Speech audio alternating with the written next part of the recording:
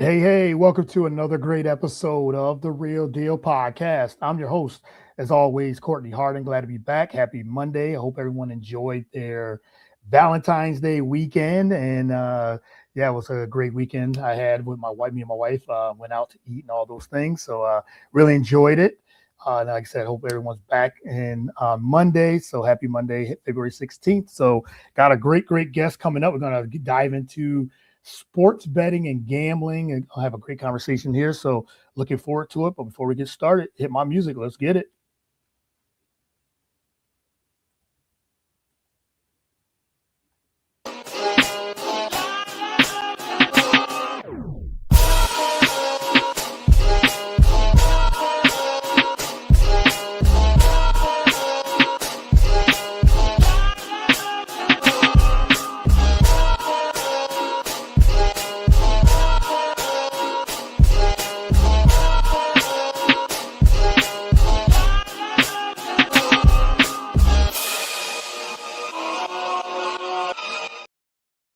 Once again, welcome to another great episode of the Real Deal Podcast. I'm your host, as always, Courtney Hardin. Glad to be back. Happy Monday, February 16th.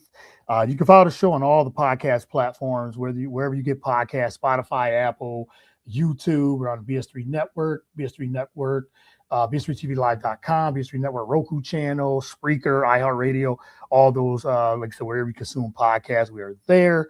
You can follow me on all the social media platforms, whether it's Twitter, Instagram, Facebook, TikTok, Blue Sky as well, at Get the Real Deal, Courtney Harden there. All right, well, let me bring in my guest. I've been very excited to have him on. We connected maybe a couple of weeks ago on LinkedIn, and I found him there. It was just the algorithm of social media, and he has a new book out as well. Everybody Loses. Go and get your copy. The Tumultuous Rise of American Sports Gambling. Came out in January of 2026. I just started diving into it, so I'm always into the sports betting side, the business side of it, and gambling. So it's a great book to have as well. So you can find his reporting on sports betting boom, politics, news, and sports media. Climate solutions and healthcare innovation has appeared in the New Yorker, the Washington Post, the Wall Street Journal, the Week.com, and the Columbia Journalism Review. So welcome to the show, Danny Funt. Thank you for doing this. Really appreciate it. Hey, Courtney, thank you. My pleasure. Yeah, my pleasure as well. And thank you again for the time. And like I said, you've been doing your runs and your rounds with the new book, and I've been diving into it and listening to a lot of the podcasts and the shows that you've been on. So I really appreciate the time for you doing this as well. Of course. Yeah. So let's get started. Let's talk about the behind the scenes of the book. Why did you want to dive more into the sports gambling, and what led you to just to get into the book, writing the book?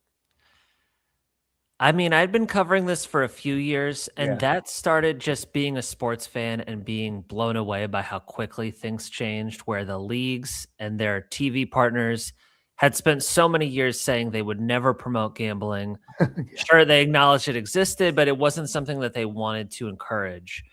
And it felt like in a matter of, overnight, they went from saying that in the most intense terms possible, like saying this is a evil, as they used to put it, that would destroy sports if it were Mm, expanded outside of Nevada. yeah. And then fast forward till now, and the leagues are such enthusiastic champions of gambling. They've integrated it in their business in so many different ways. And I wanted to get to the bottom of that because I felt like their explanations didn't really add up. They were pretty unsatisfying. And I had been covering it, like I said, but I felt like I needed a book to really investigate that. And the other piece was you've got these companies now like FanDuel and DraftKings that are such household names and Yes. all over sports. And yet, I don't think a lot of people know what it's like to work at a place like that. They don't give a lot of interviews. So I wanted to know, like, how do they respond to some of the concerns you hear people talking about, and get their take on how they think about customers, because that too felt mysterious, even as big as these companies have gotten. So I needed the time that it takes to write a book to cultivate those sources and speak with dozens of people who work in the betting industry. And that's something I'm real proud of, that I was able to include those voices, because people talk a lot and cover this a lot, but you rarely hear from the people who actually work at the sports books. That's a good point. I mean, yeah, you're right. All the times that I talk to sports bettors and I'm into it as well and gambling, you don't hear it from, as you said, the people that actually work in the DraftKings, the fan duels and things like that. So I found that was very fascinating. Now you do have a lot of people that reported and I have TV shows and things like that, sports betting shows, things like that. But like I said, what about the ones that are actually in and really working into it? I think that was very interesting. So the title is called "Everybody Loses." So when you get a title like that, what do you say if somebody says, "Well, if everybody loses, who wins?" So what do you say when someone does see the title "Everybody Loses," but who wins on the other side as well? Everybody loses in some form or another, Mhm. right? Like, a lot of people are losing a ton of money as Americans bet $150 billion every year, but this is deeper than money. So, yeah, there might be a couple of companies that win in terms of that they're quite profitable, but are they losing credibility or even their integrity based on the way they're conducting their business? The leagues are making a lot of money through partnerships and also just the fact that their audience grows because gamblers watch a lot of games. But are they losing trust in the faith in the are they losing trust in what we're watching, because there have been these Mhm. mixing scandals and people are increasingly cynical about whether athletes, coaches, and even refs are maybe doing things to influence the outcomes of bets. So all that is a level of losing that, as I said, goes beyond money. As for people who are just outright winners, I mean, the companies that process all of those transactions, the Venmos and PayPals of the world, that's a big business. If you think about it, Yeah. more than $500 billion have been wagered online legally since this all took off. That's a lot of money to be handling and taking your commissions. Class action lawsuit lawyers seem to be doing pretty well now that they're targeting some of these predatory business practices. So there's some winners, I guess, but the losing, I just felt like, even everyone you could say is losing something if you really think about it. Yeah, somebody, yeah. So when it comes to sports betting, there are going to be winners, there are going to be losers. But you're right. I think everyone loses because everyone doesn't win, and it's bigger than money, as you said. It's a business. So, what would you say was the hardest interview to get, and why? When it comes to the book. I mean, the hardest interviews to get, I didn't get because All right, right. I didn't. I really thought the commissioners of the leagues would Mm, talk to me. And I thought that the executives at FanDuel and DraftKings would talk to me, because I was serious about what I was doing. I was interviewing hundreds of people, so I thought they'd want to tell their side of the story.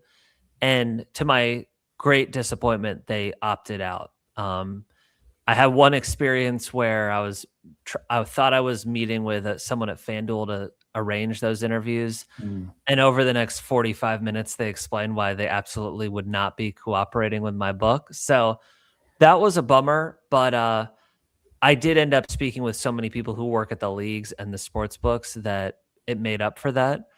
As far as a really difficult interview to get that I did get, I would say Paul Tagliabue, if you remember him, the Yeah, former former commissioner of the commissioner. NFL. Yep. He was, very sick with Parkinson's disease when I Mm, spoke with him in 2024, and he passed away last year, sadly.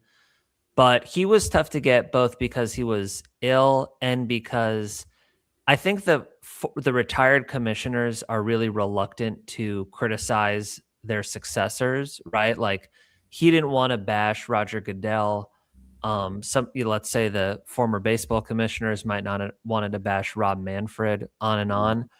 But eventually, I think Tagliabue was just so disappointed by what's happening with sports betting that he did talk to me and he did share some of those concerns. And I could just tell he sounded very bitter, I think for good reason. But he had been one of the commissioners who testified before Congress in Yeah. the early 90s when they passed this federal ban on bookmaking outside of Nevada. And he told this great story of how when he was a varsity player at Georgetown, he ran into some fixed games with people they were playing. So he just had a great perspective on this, and I was grateful that he spoke with me, even though he wasn't feeling well. Yeah, that's good. And you said you some of the ones that you really wanted to get for the book.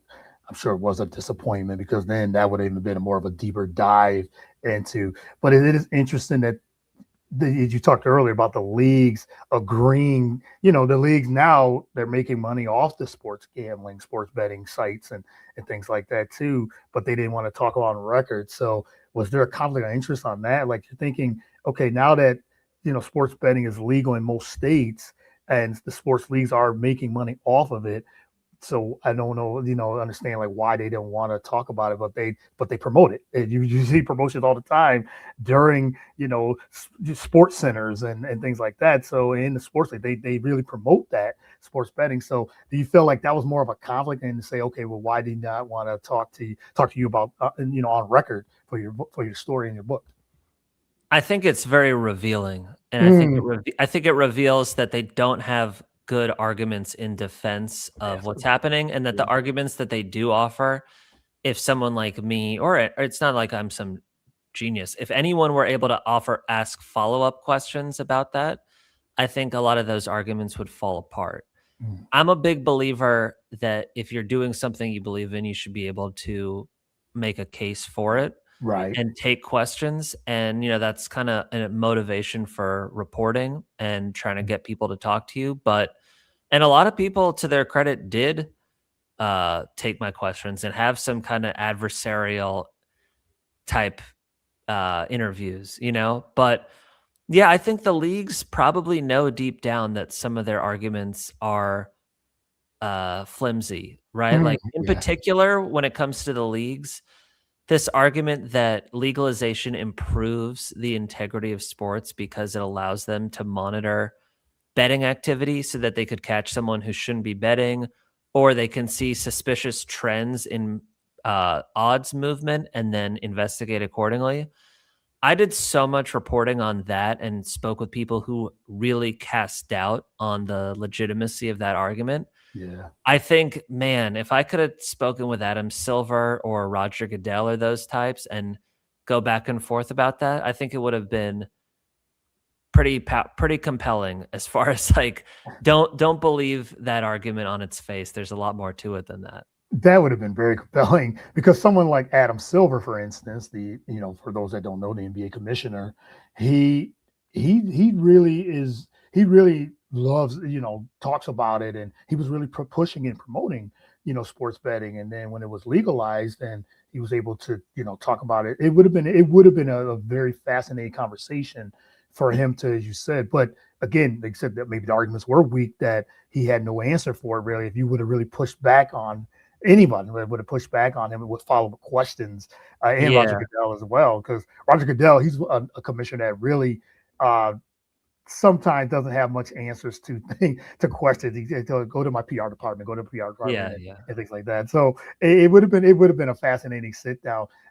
If you could um, share a couple questions, what would have been some of those questions you would have asked the commissioners of those leagues about the sports betting, and they're saying that they could monitor, but you still have scandals on top of Yeah, that. yeah. Yeah, Yeah. and that's a cool question. I want to answer that, but let me just say first, although I was disappointed that I didn't get them on the phone or to meet me, I Mhm. spoke with so many, former commissioners, Right. former CEOs at these sports books, hundreds of people in all areas and all perspectives on this story. So I feel like I got the good stuff. I just didn't get those kind of like that thing you're praying for just from a who could resist the opportunity to talk to the commissioners. So Yeah, yeah, right. I would have asked them like, I've heard, okay, let's take the NBA, right? So Mhm. I would say the biggest gambling scandal this century was Tim Donaghy, the Yeah, yes. official who was busted for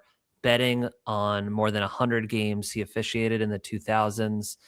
And reportedly, the people he worked with made hundreds of millions of dollars betting on games that he told them who to bet on. And there's pretty strong evidence, although the NBA denies this, that he was making calls to influence the bets that he was recommending to his co-conspirators. I would have asked Adam Silver, what's stopping?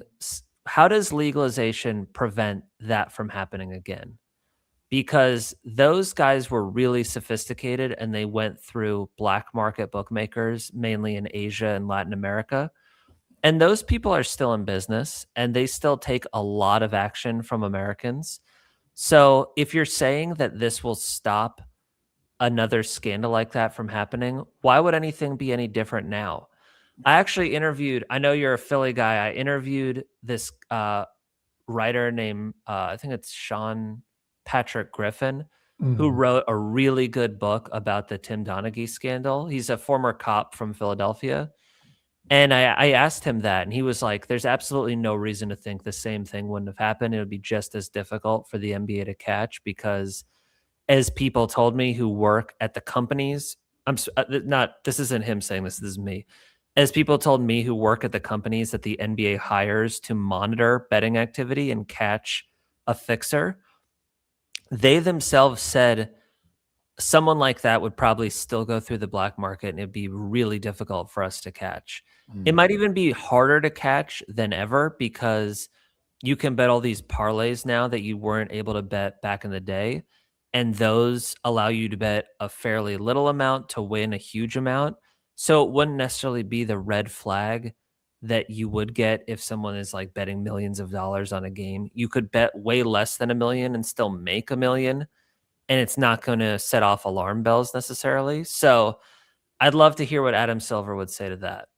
Yeah, that would be it. That would have been a fascinating conversation, as I said, just to hear Adam Silver or any of the commissioners Mm-hmm. talk about that. You bring up another good point about they send people to monitor, but you're right. There's the black market where it'd be hard to really crack down on that. I think that's why you're seeing even more people getting caught, or even just scandals and things like that. So where do you see like the biggest gap between like audiences think that is happening and what's actually happening behind the scenes?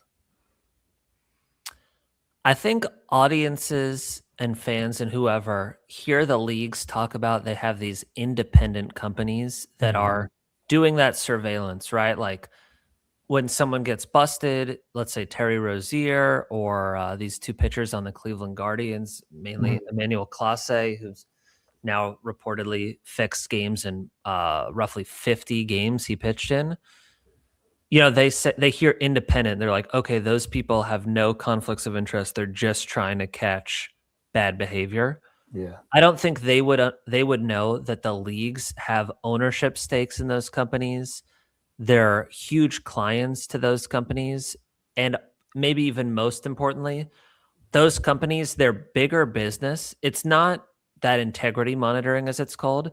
Their much more profitable business is supplying live game stats to sportsbooks so that they can offer bets during games, especially all these prop bets, right? Yeah. So if you think about it, you're making most of your money by supplying data for sports betting. Basically, sports betting is your biggest moneymaker, and the leagues are some of your best clients and have an ownership stake in your company. What a massive disincentive to bring something to light that would be really bad for the business of sports betting and for the leagues. And that's why when an NBA agent named Daniel Hazan said, his quote was, "Imagine if the NBA caught an all-star, forget, Jonte Porter or Terry Rozier. If they caught a legitimate all-star, Yeah. it would kill the league," as he put it. So the Mm. people who are responsible for flagging that would have a massive incentive to just brush it under the rug. And I think that is really worrying because, it's not so much what we're hearing about, it's all the stuff that might be going on that we're not hearing about. That's what's really concerning. Yeah, that's very concerning. The things that you're not hearing about, that is, yeah, that's very concerning as well. Let's talk about the transition to like uh, the youth and how they're consuming, um, sports gambling. The college athletes, even beyond, high school athletes as well. What does your research say about like how TikTok and other social media sites are fueling like the addiction among teenagers who are actually sports betting and gambling? It's a huge part of this story, and I think it's Mhm. probably the thing that's gonna get out of hand to the point that people in politics and regulators are gonna Right. say, "Enough is enough," just because that is so much more troubling than maybe anything else, the idea that tons of kids are developing gambling problems. 2 things I think are fueling it. One is you've always had people who, like, pretend to be gambling experts and try to get people to bet and, more importantly, get them to pay them to give them gambling advice. That's just so, like, they used to advertise in the yellow pages and in newspapers and stuff, but that is just so over the top on social media now, and you've got all these people who are basically fraudsters who pretend to be, making a ton of money off gambling, and they say, "Hey, you should be doing this too. This could be your side hustle. This could be an investing strategy for you." And they totally whitewash the massive difficulty of actually making money on sports. And they also try to sucker you in so that you pay them for advice. That I think is seductive to a lot of kids, but also probably even more so the way that celebrities are the Mhm. faces of these Yeah. companies. I mean, man, if I were a kid and I saw Kevin Hart and LeBron James and Shaq and Derek Jeter and KG and on, Peyton and Eli Manning, all these people starring in gambling commercials and making it seem like this is just the way people engage with sports. This is what being a sports fan looks like now. Yeah. That would have a huge effect on me. And I think that, clearly the idea that sports betting used to be something you did discreetly and it was a little dangerous and Yeah. you didn't like make a big show about it. The fact that that's changed to the point that you've got I forget college students betting so much now. Elementary school students I've heard about with gambling problems. Yeah. That I think is the consequence of these beloved entertainers and athletes who are pitching this so hard and making so much money to make gambling just seem like the thing to do now. Yeah, it is so over the top. I mean, every time you see a commercial, like you said with Kevin Hart and Shaq, I'm with you on that. If I was if I was still, during this generation, kid Mhm. and talking, and you said it's so upfront, it's so out there. Every time you see Jamie Foxx, you see, them promoting so much of Yep. the sports betting, and you might think, as you said, if you're a young kid, you might think, okay, this is the coolest thing. If they're promoting this, I need to get involved in this. And we bought the quick money scheme, and this is the way to do it. And they say, okay, if this is legal, they're promoting this, so why not can I? That's a very dangerous slope to for someone like I said, for the youth to look at that and think this is the way of life. So that's very dangerous. And I used to hear people compare what's happening with gambling to what happened with tobacco in like the Mm, 1950s and yeah. 60s in particular. And for a while, I was like, that just seems so provocative. I don't know that I should make that comparison. But I did speak with some attorneys who used to be very involved in shedding light on things the tobacco industry did to cover up the dangers of smoking. And now they've honed in on sports betting and are doing a lot of high profile litigation related to that. And they were just telling me, and I thought it was very convincing, that it's hard not to see the parallels between how so many TV shows in like the 50s, 60s, and 70s were sponsored by cigarette companies, and you had so many superstars being paid to smoke in ads and make it just seem like the cool thing to do. And when you see how that works now, that's feels reminiscent of that. And you also I hear from people elsewhere in the world, even in Canada. I remember going up to Canada for a conference and meeting with some representatives of the gambling industry in Canada. And I'm like, okay, these guys are going to be so defensive of everything that the industry wants. Like, you're not going to hear them say things are bad or out of control related to gambling. But because in Canada you can't really have celebrities endorsing gambling, Mm. they look at the US, even the people in the industry look at the US and are like, that's so reckless to have heroes saying, go gamble. This is the thing to do. And I think that's pretty convincing. Very convincing for sure. All right, just got a couple more before I let you go. I mean, we could have talked for a couple hours on this Yeah, topic. yeah. It is so, but I know over time because time is so big. So I want to get into the media aspect of this a little bit more. And you talked about this on yesterday, on Chuck Todd show. That was yesterday, I believe, right? And one of the questions I wanted to ask you was, writing this book, did this change how you consume media? Hmm. In one small way, because I feel like the media is a huge piece of this story, and the fact that Yes. like so many podcasts and shows are sponsored by sports books not only motivates them to promote gambling and reckless forms of gambling, but it prevents them from covering this honestly because they don't want to upset their advertisers. But I'd say, as far as me, I look at links to products differently now, whether it's sports Mm. betting, but all stuff, because I learned the amount of money that's paid in referral fees. If you, let's say you go on the New York Post website, and you're reading about betting, and it says, here are the odds on FanDuel, and you click on that and you go sign up to bet on FanDuel. FanDuel will pay the New York Post a lot of money for sending you to go bet with them. At the high point, those referral fees could be $500 or $600 per person just Mm. for getting them to sign up for a sports book. And then it reached a point where they were paying what are called revenue shares, where you'd sign up and then they would get the news outlet that had the link that you clicked on would get 30 to 45% of your lifetime net losses betting on sports, just because they were the ones who referred you, which could be a ton of money if you think about, Yeah. lifetime losses for sports betting.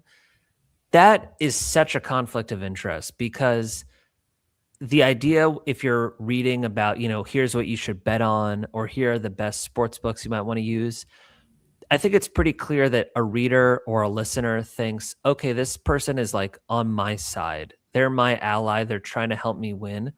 Meanwhile, they're getting paid a ton of money based on how much I lose. Mm. And that just makes me way more wary of these advice sites that are really getting paid commissions because they're helping you lose money.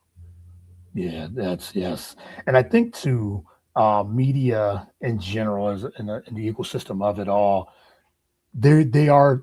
I just feel like they're telling it in a lot of a lot of wrong ways in itself too. Just a personal, just watching it and really diving into it. There's parts of. I mean, I think that's just in media in general. The way media has changed a lot. You said you've been in it for a long time. I think media in itself. They're just telling the story in the wrong way, and I'm glad that a book like this has come out, because you said you're diving more into the deep aspects of it, talking to the ones that are really into it. And I think it's a good way for media maybe to change change their way of how they're reporting it as well, because we talked about the dangers of it with the youth and things like that, but you got to take it from the other side too, that people are trying to tell you, okay, this is how you could gamble responsibly. That's always the tagline: gamble responsibly, and have fun and things like that. You could lose money, but you got to talk to your bankroll and prop bets and all these things. I think too, media is in some ways telling the wrong way of the story of gambling and sports betting. No doubt. And even it's not saying media should never talk about gambling, or Right, or right. even people in media should never say, like, here's betting advice or things like Mhm. that. I just think the advertising and the nature of advertising taints that in such a powerful way, where they're pushing the worst types of bets on their Mhm. audience, not the bets that will give them a chance of making money. And again, they're pulling punches when it comes to covering things that are unflattering or embarrassing for the industry.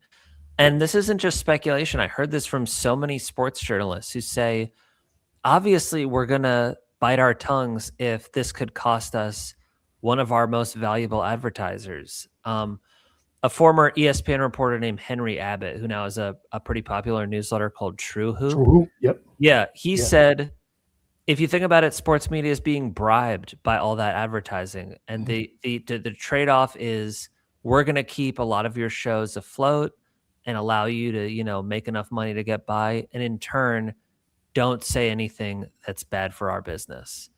And I feel like that's kind of a betrayal of journalism, and it's why Henry Abbott doesn't have sportsbook advertisers on True Hoop anymore, because he felt like he was just not living up to his promise to his audience. But unfortunately, a lot of people in sports media don't feel that way.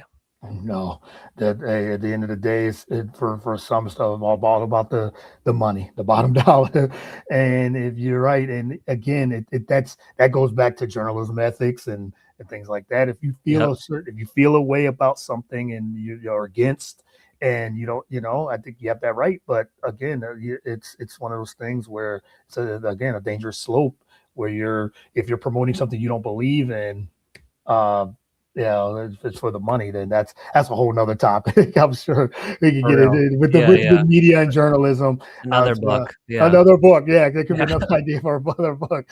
Exactly. All right, last one that I wanted to ask was if you could summarize, if someone to say, hey, I want to get the book, I want to get more involved in sports betting and really know the ins and outs of it. If you could summarize the book's thesis in one sentence, what would it be?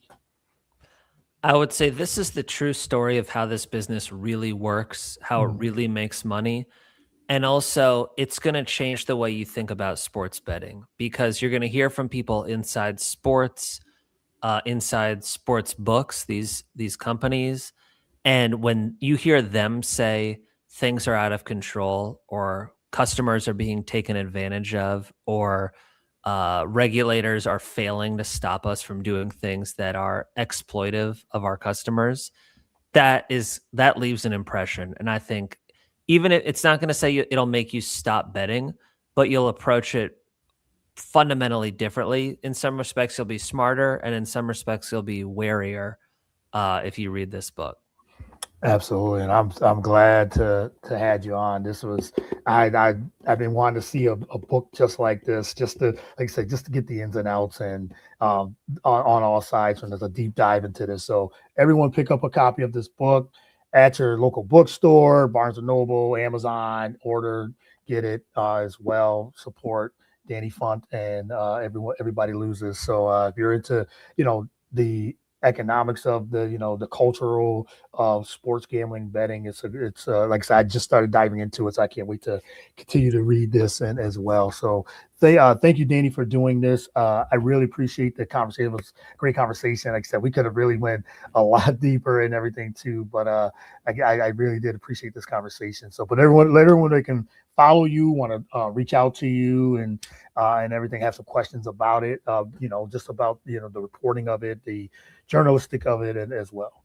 Yeah, I'd love that. I mean, first of all, thank you so much for having me on. It's really nice of you. I'm on social media at Danny Funt, my name, Funt, and my email's on there and my DMs are open. So I'd love to hear from any of your listeners who read the book or just have, an interesting perspective on what's going down with sports betting. I'm all ears. So Yeah. please reach out.